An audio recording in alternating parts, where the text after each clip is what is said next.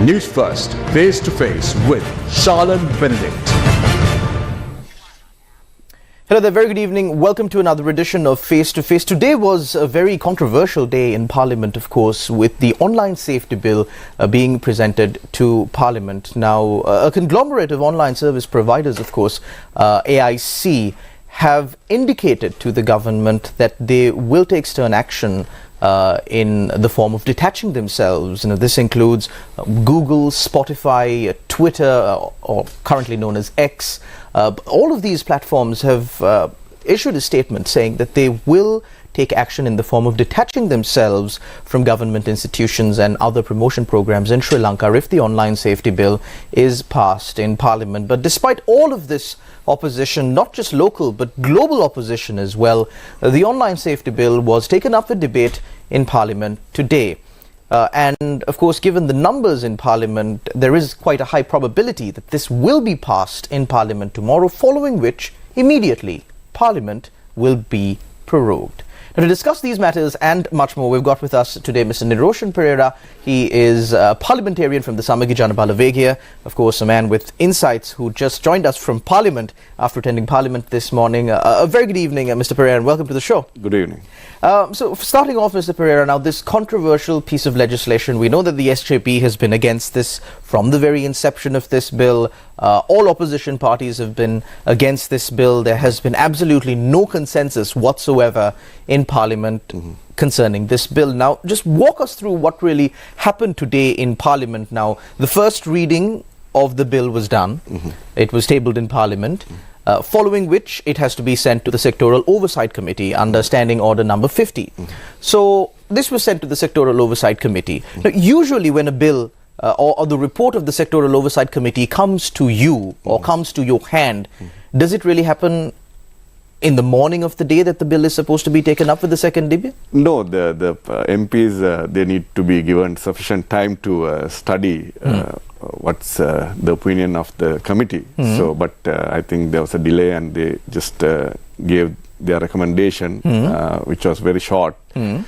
So I think we are expecting... But when you say very short, yes. How short is it? No, I think this is a very important, crucial legislation that needs to be looked at very carefully, because this can be used by the government to suppress the opposition. And this is of course, we are expecting a national election this year. So with that in mind, and with all the things that has been happening in this country, I think it's very crucial that people are very informed about the political landscape in this country. So this bill can have a very big impact on that. And of course, there are a lot of international companies which provide the platform for online usage to Sri Lanka. So they are also concerned. They have sent some letters to the government pointing some of the flaws in this bill, and it will be very difficult for them to implement some of the clauses in that bill. Right. So I think the government... So when you say implement clauses in the bill now, there are platforms, say for example WhatsApp, that offer end-to-end encrypted calling. Basically, even WhatsApp, the organization that provides the platform or the service, does not know what you are saying when you take a call off WhatsApp or when you send messages of WhatsApp. It's end-to-end encrypted. So under this bill, of course, to enforce the provisions of this bill, for this commission appointed by the president to see, look at and judge whether the text messages that you've sent to your personal friends, personal messages that you've sent to your friends, family, or maybe someone else off WhatsApp, or the calls that you are having off WhatsApp or any other platform, for them to listen and to judge whether they are false statements or true statements, statements that support the government or statements that are against the government. These end-to-end encryption mechanisms will have to be taken off. So you're saying that even if the government does pass this, companies like WhatsApp, Meta for that matter, would say, no, we are not going to do that. Is that possible? Yes, because I think the technology is general, it's not very specific to Sri Lanka. They can't change the technology just to suit Sri Lanka. They're not going to do that. So if they are forced to do it, then they will pull out of Sri Lanka. Okay. So I think it's very important that the government has to study how these platforms are implemented.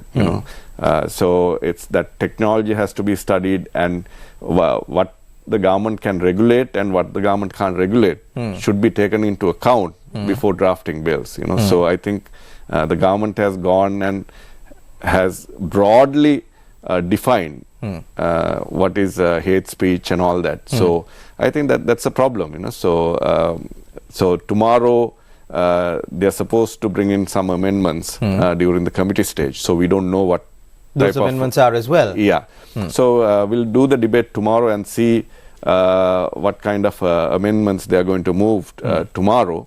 But I don't think they're not going to change much regarding their intention. We believe that although they are saying that they are going to protect women and children and of course enhance online safety, but we feel as SJB there's an ulterior motive on the part of the government to suppress information coming to the people of Sri Lanka, because I think there's been some concern inside the government regarding their numbers at the ground level, and if they can even win an election.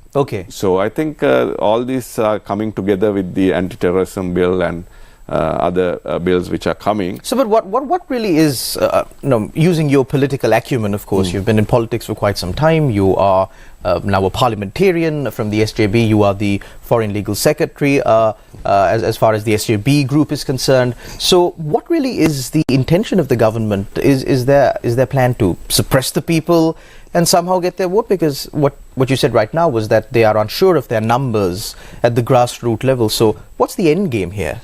Yeah, I think now they have been forced to hold the election this year, so 2024. So they're not happy about it? They're not happy about it because they can see the numbers, so the numbers are not adding up. And the information coming to the people, it's not favorable to the government. So I think you need some sort of control in this country. From there, they are trying to somehow either hold elections and get the result they want, or maybe postpone elections. Postpone elections again? Yes. Do you think that's an option that is on the cards for the government? We believe they are looking at postponing elections. They are still looking at postponing elections. How do you suppose they postpone elections? We are not sure how they are going to do it, but we know that the local government elections, they brought up this, they don't have any money.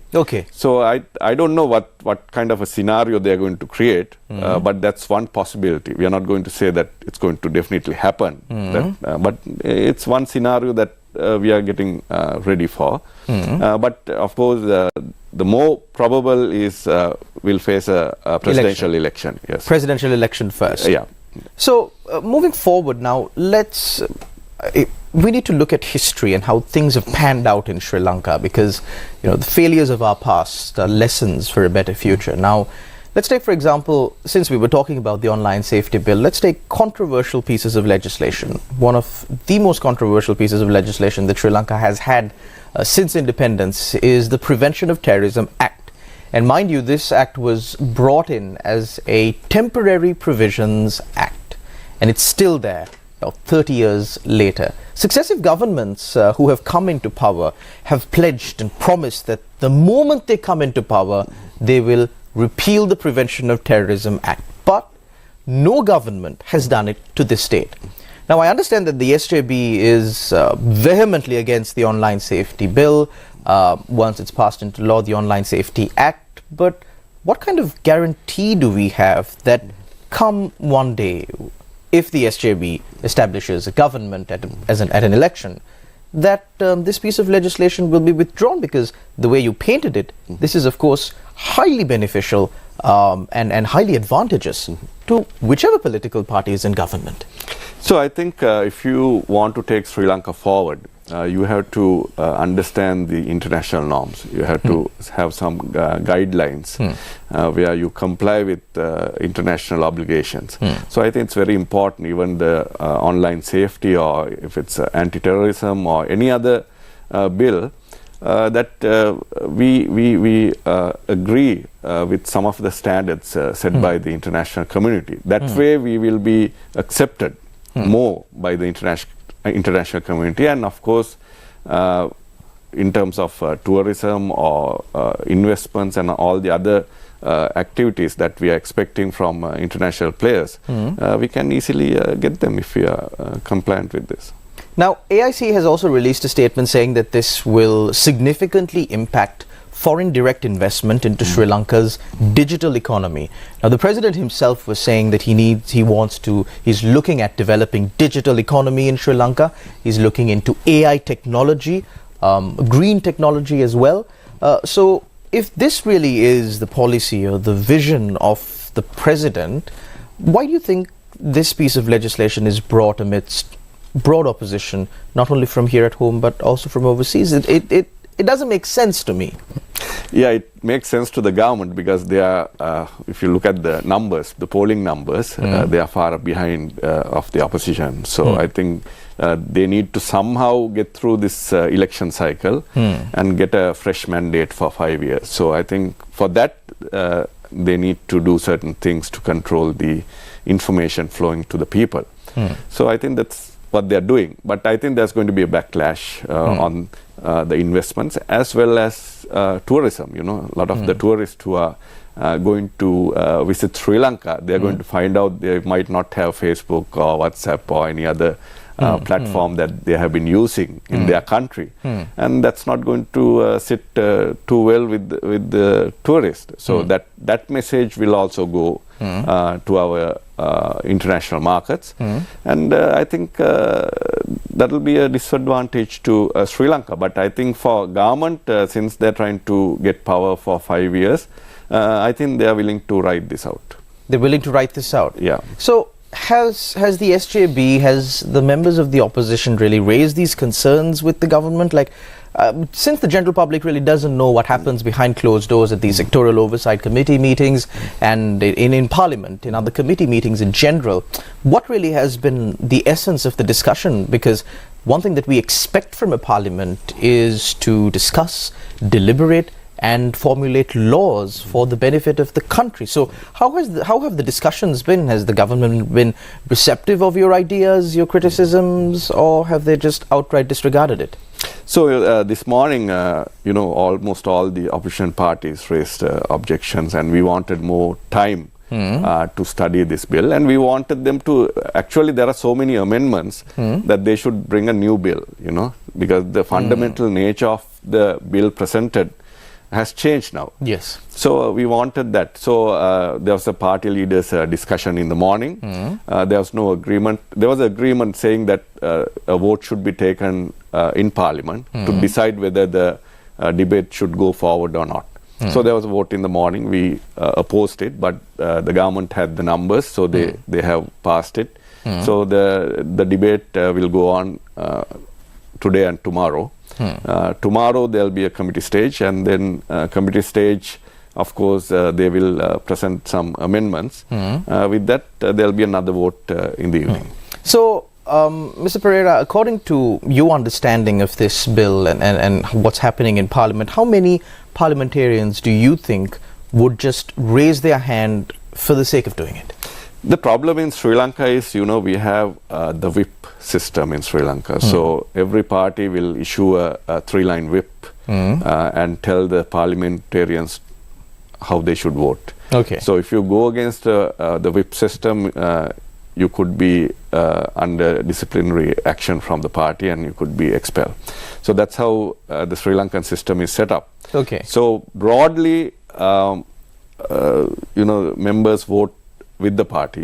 You take a collective decision at the parliamentary group, and with that you vote broadly within the parties. The parties can, of course, change their positions, but broadly, the members are sticking to. So what about the members of the SLPP who became independent? Yes, there are quite a few. Yes. So the whip doesn't apply to them. Well, right now we have seen that the SLPP is not going after them with disciplinary action. Okay. And some of the parties which were in alliance with the SLPP, they have their own set of guidelines.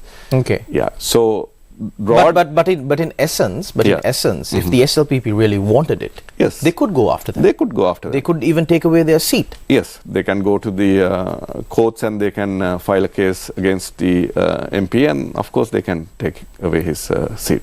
So, but if these parliamentarians who entered parliament on the SLPP ticket, and there has been absolutely no change in the leadership of the SLPP, the leader is still former President Mahinda Rajapaksa, their chief organizer is Basil Rajapaksa, there has been absolutely no change at the helm of the SLPP. So, why do you reckon that the SLPP is, not really going after these members of parliament who've technically, or at least in the eyes of the people, completely gone against them to a point where it almost feels as if they've betrayed them?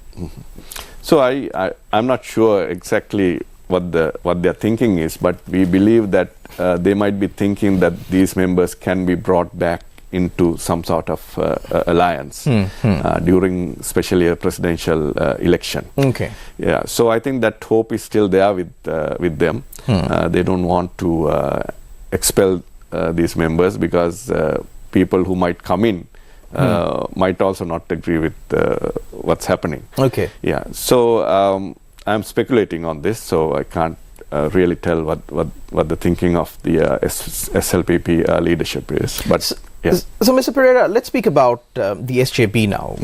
You could probably say a little bit more of the thinking of the SJB rather than the thinking of the SLPP. Now, the SJB is inviting over former parliamentarians, other politicians from many parties, a bulk of which, at least those who have crossed over now, are coming from the SLPP and factions aligned with the SLPP. Now, the SJB directly placed the blame on the SLPP, their failed policies, the leadership that they provided to Sri Lanka in reaching this economic crisis that we're in now. So when the SJB is seen forming alliances with prominent individuals, mind you, prominent individuals of the SLPP, don't you think that sends a bit of a negative message to the general public? Because there is this notion among the general public, if I may say this in the original language in Sinhala, unuttekai, munuttekai. Yes, there's a lot of discussion inside the SJB regarding this. There's different kind of opinion on whether to take members of the SLPP or SLFP or any other alliance. So the fundamental discussion there was that we need to get some of the votes which were not there during 2019. Right. So with that, we said there should be some guidelines regarding corruption or maybe regarding hate speech, that any individual aligned to those allegations should not be taken in. So I think we have given the power to our leader, Honorable Sajith Premadasa, to thoroughly go through these candidates and of course and make a decision on whether to take them or not. So moving forward, of course, during the time of an election, there is a lot of mudslung left, right and centre, and then a lot of criticism being thrown around, some of those even going a little bit under the belt. But this is the first time that I'm sitting down with you for a discussion. And so far, my understanding is that you're a very reasonable person. So I'm going to pose this question to you and just pick your mind on this. The JVP, for the first time in quite a number of years, has come out as a formidable opponent because, of course, of the status of the country and people being frustrated with those who have governed Sri Lanka or been in a seat of power in Sri Lanka, or at least in the past few decades. So with the JVP coming into the fore, now we can see that the JVP and the SJB, both opposition parties, are berating each other and berating each other's policies. Now, I know that you're a parliamentarian from the SJB, but how do you see this fight panning out in the future? Well, I think what has happened is we are trying to present two different policies. So are they really two different policies? Yes, I think if you take the economic policy, I think it's very different what the SJB is saying from the NPP. So I think for me personally, I wouldn't go after any personal attacks individuals. Understood. Yeah, but I think Sri Lankan citizens or voters need to understand what is the fundamental difference between these two opposition parties. I think it's very crucial that we have a very good discussion about this, because in 2019 also we saw when Gotabaya Rajapaksa was contesting that some people blindly believe that actually he could do a very good job as the president. I think that's a qualified statement. Not some people. Yes. Most people. 6.9 million to be exact. People, yes. So that was a crucial mistake that I think some of the voters, if you take some of the voters, they didn't actually go deep into what kind of a character the former president was. Even some of the members of parliament who were elected from his party, they also didn't know that he could damage Sri Lanka this much. So the damage has been done. So we don't want a repeat of what happened in 2019. I don't think Sri Lanka can afford that. The economy obviously can't handle that kind of damage again. And the people of this country will suffer if there's a repeat of what has happened in 2019. So we believe that, of course, the president is at one extreme, and then, of course, the NPP and other parties, some of the other parties are on the other extreme. So we are a middle center party, SJB. We like to handle the international community, get their support, and get our foreign debt restructuring implemented. And of course, we have a very good vision regarding how to handle the economy. We have presented the blueprint. We have a very good team, Dr. Haisha, Kabir. But Mr. Perera, if I may just interrupt you right there. Now, I understand that it's important to have a comprehensive policy document, but I need not remind you that we had the Vistas of Prosperity and Splendor, a comprehensive policy document that also came in a digital form. There were projections that were created to put forward this policy. That's how advanced at least the presentation of that policy was. Now, I believe the blueprint of the SJB is in the form of a document, and quite a detailed document. So just speaking from the perspective of a member of the general public, I don't really believe that people read these documents as much as one would prefer them or one would want them to read. So even in my position, I'm still unsure as to what the principal difference between the economic policies or the economic way forward, if you may, of the JJB and the SJB. So could you clarify that for me? At least a few principal differences. Where has it really changed? Yeah, in terms of our economy, SJB, we believe that it should be led by the export related growth. So I think the JJB doesn't. Well, I think they are more into a government-controlled economy. As far as SJB is concerned, I think we should open that up to a private sector. Probably, I think it'll be in the best interest of everyone in the general public. Usually, when I think this service is available online as well. If you need to select between two phones, I know this website where you add in the names of the two phones, and then they will compare the statistics. So, has the SJB looked at maybe comparing this, because this difference is crucial, and it's important that the general public have all the information before they make an informed decision.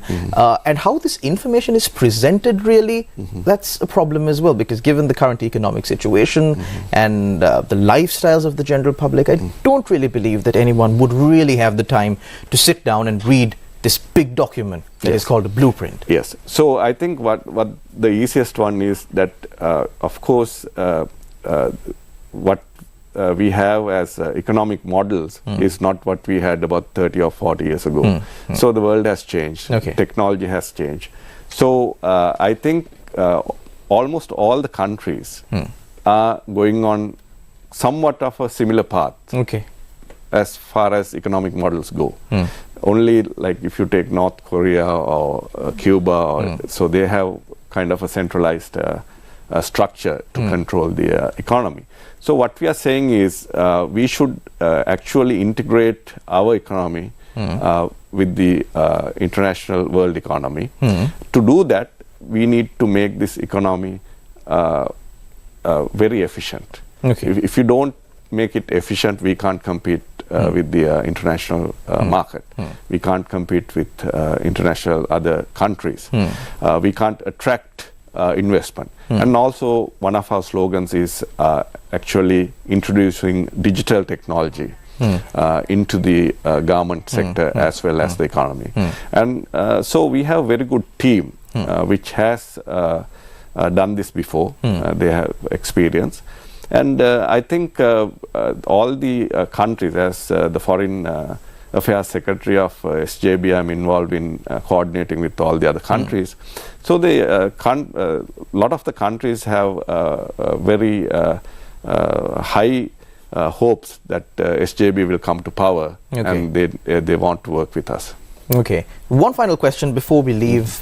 It might be a little bit of an out-of-body experience for you and other members of the SJB to be this critical and to stand on opposing sides with your former leader, who is the current president. Of course, there are statements being made. There are indications that the current president and his party are also looking for familiar faces, maybe to join their party. Is there any discussion within the SJB, at least, to maybe have some sort of a consensus between your former leader? Because as the leader of your party for the past 30 to 40 years, maybe his policies still align with yours. Actually, our leader, Honorable Sajith Premadasa, in Parliament, he has clearly said that we are not going to be aligned. We're not going? Yes. Is that the sentiment that all other SJB members also hold? Yeah, because I think although some of our other competing parties, they try to portray that our policies and policies of the UNP are the same. It's not actually, because I think if you look at the current scenario, so what we have been advocating is we need to have income generation in this country. So the government is not focused on that. So the government is going after ordinary people. They're increasing the taxes on ordinary people, and that's creating a backlash from the people. So we want to focus on income generation. That's an export-oriented economy. As you can see, this last year, actually Sri Lanka's exports have gone down by around 10%. So I think we need to reverse that. And of course, if you take the electricity or any other services provided in this country, essential services, the burden has been going up and the cost of production has been going up. So we have been not competing well with other countries. So we need to change all that. So I think the current government is just focused on taxing people or increasing the prices. So that's not going to be a very long-term solution. We believe that we need to have a different approach. Of course, we need to talk to the IMF again and have some changes to the agreement, and of course, and move forward and work hard and bring this country back up. Thank you very much, Mr. Perera. That's all the time we have today on Face to Face. Of course, once again, it's very important that the general public, of course, be informed of these different policies, these different ways forward that various parties are now proposing, because we've seen the consequences of voting based on your feelings, voting based on the tide, and this really is not the time to do that. While the general public needs to be informed, of course, it's incumbent on political parties, of course, to create awareness among the general public, and I hope and pray, of course, that the SJB, along with the other political parties, will create this awareness among the general public to put forward their policies and their way forward, and work towards, of course, ensuring public support for that policy. Thank you very much to our general public for viewing Face to Face. We'll see you again, same time, same place tomorrow. Until then, take care and God bless.